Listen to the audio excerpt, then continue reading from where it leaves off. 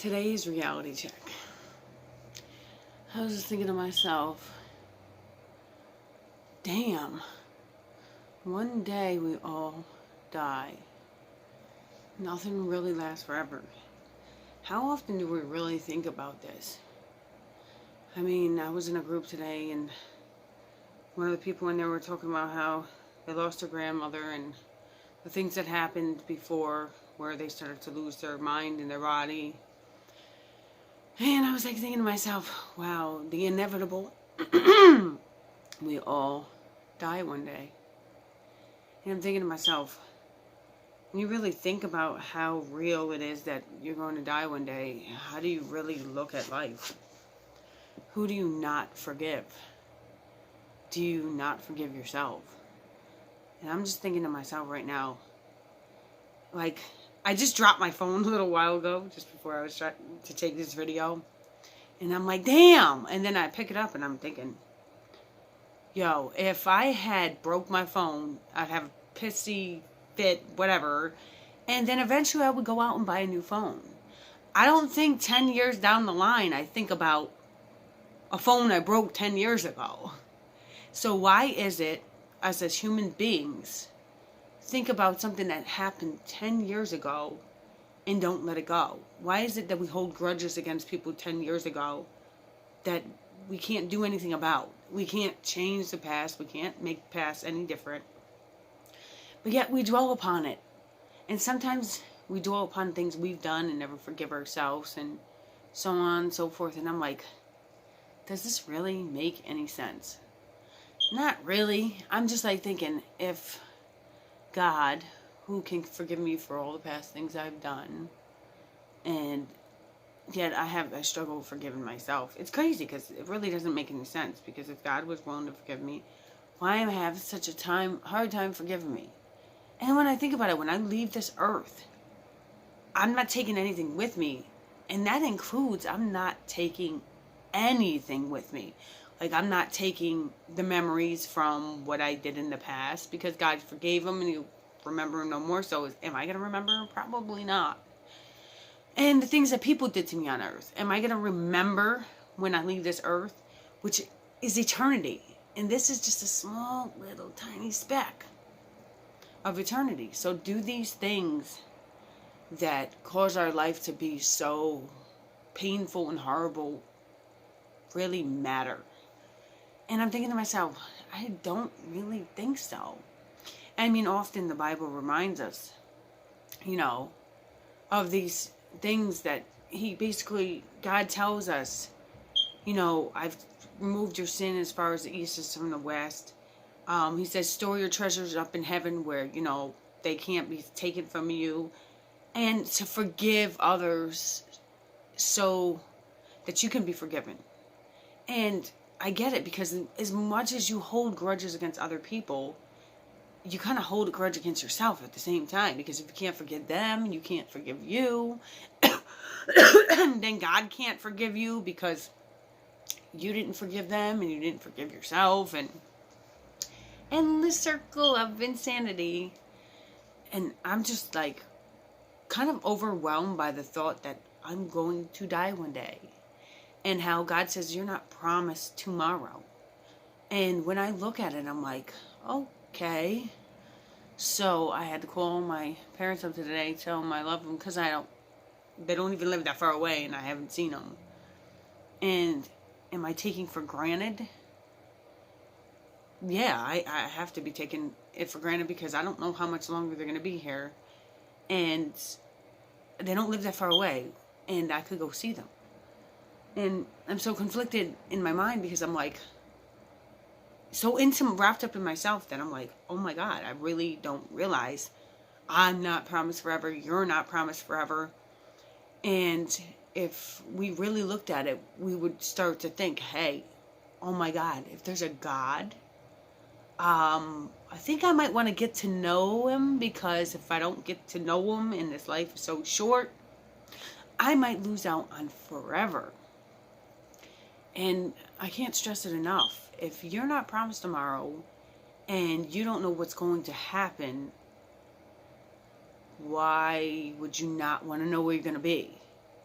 I think we give ourselves like this fantasy kind of type mentality that tells us, oh, I got 40 years, I got 50 years, I don't need to think about it, I don't need to do this, I don't need to do that. And you're like, when you really think about it, you're like, wow, I don't know how much time I have, and I really should know God. And, like, I have this problem because I've gained all this weight, and I tend to not like myself because I feel like I'm so fat, and I'm not what I used to be. But it's like somebody pointed out to me, like, stop looking back at the past the way you used to look, because you should be content with you now. It doesn't matter what you look like back then, or, basically how wonderful you thought you looked back then if you can't appreciate yourself now. And if you don't like yourself now, then do something to change you right now. So I know I have to work towards a me that I'm going to appreciate, and a me that I'm going to love, and work on loving me for me just the way I am, and stop trying to be a people pleaser, because if I keep being a people pleaser, I'm never going to be happy within myself. I don't know what happened along the way. I guess I started to care what the world thought, and that just robbed who I was and who I am. And I know I need God's help to restore who I am, and I need to stop caring, because at the end of the day, when I leave this world, none of you coming with me. So in reality, why do I really care what you think? I guess it's an illusion that the devil gives, is that you won't have anybody, or you'll be alone, but you didn't really come into this world with anybody, and yet you weren't alone, because God brought you here and God was with you. And when you leave, if you have God, you still won't be alone. I just remember the other day, I was thinking about it. How they say the road to hell is broad and wide, and how there's a narrow way to heaven. And it made so much sense, but it's actually more lonely on the broad and wide road that everybody else is on, because everybody else is so wrapped up in their self and their selfishness and what they can do for themselves, that even though they're all on that big broad road together, they're all alone, because they're all in it for themselves, and they don't care what happens to anybody else but themselves. So they're walking alone, yet all together. And when you walk on the narrow road, you have God to hold your hand, to talk to you, and you are not alone at all. You completely are comforted, you are completely surrounded, and God is with you on that narrow path the entire way. So you are anything but lonely. So I think, like, the devil distracts you and tells you it's one way, and in fact it's another way, and it's an illusion to swindle the mind. But how much do people really look at it or see it? I don't know. Do people even pay attention? I don't know what your opinion is, but I'm just really thinking about it. I'm thinking about life. I'm thinking about having life more abundantly. I'm thinking about, oh my God, I'm not going to live that long. What am I doing? I'm letting my whole beautiful, wonderful life that God gave me pass me by, because I've lived in fear for so long. Because I believed all the lies of the enemy. With all these ailments of the mind they tell you about, with depression and anxiety and, PTSD and ADHD and everything they could classify under the sun, which is really evil spirits.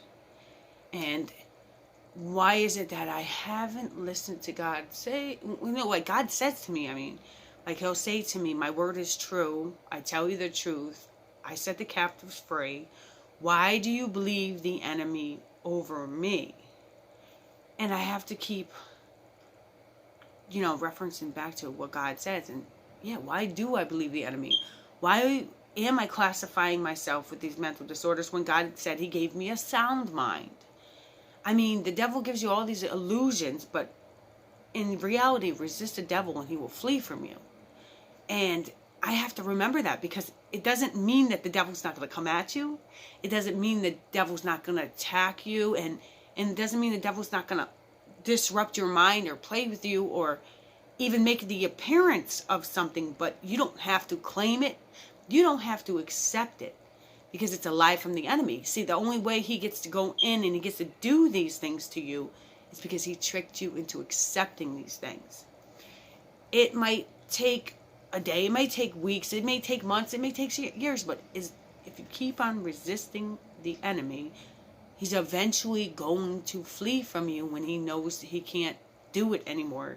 I mean, my friend Aaron, like, basically reminds me of these things, and I still struggle because, some of the attacks of the enemy are so bad that they just seem so unbearable sometimes. And I mean, I don't know why I doubt God when I do, but I do. Like, it happens. Everybody has it happen, but God has never left me. He's never forsaken me, and he's never let me down. Even though sometimes it seems like he's not there, he's always been there, and he's always come through. Somehow in, like, the worst scenarios, I've still had a roof over my head. My kids still been taken care of. And at the end of the day, I know it wasn't because of me. I knew it was because God was with me, because he's been with me the whole time, and he's loved me through it all. And I'm just, like, really looking at everything right now and going, wow. If I was to leave this earth tomorrow, would I be okay with the way my life is going? Would I be okay with the relationships I have with people? Would I be okay with the way I've treated people? Would I be okay looking at myself today? And I think that a lot needs to change, because there's not a forever here, and this is temporary. So what can I do in the temporary time I have here? I can forgive everybody who's hurt me, and there is a few individuals that I know that I have to let go, and I have to heal, because in actuality they're just as lost as I am. So I think when I really think about it, part of letting go is, I guess, not talking about it anymore. Because when you really let go, you don't need to talk about it anymore. So the fact that I do bring up certain things in my past means I haven't really truly let go of it. And I know I need to, because it's time to get on with my life and live it.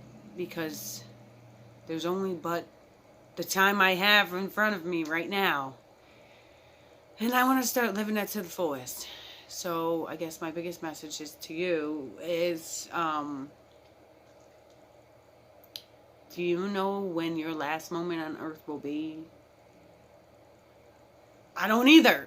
So really, truly think about it, and it might be like, whoa, if you really thought about the fact that you might not be here the next second, next minute, or a loved one or family or anything, would anything that bothers you right now continue to bother you?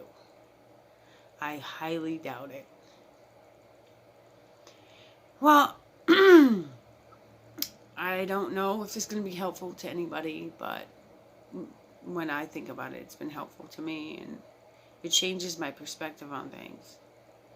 I guess I want to really live like I know that my life is not going to last forever. And I think that's what we've been doing on this earth, is living like we're going to live forever, and we're not going to. So it's a big reality check. And I hope that you can see why it is. And hopefully it becomes one for you too. God bless, and peace.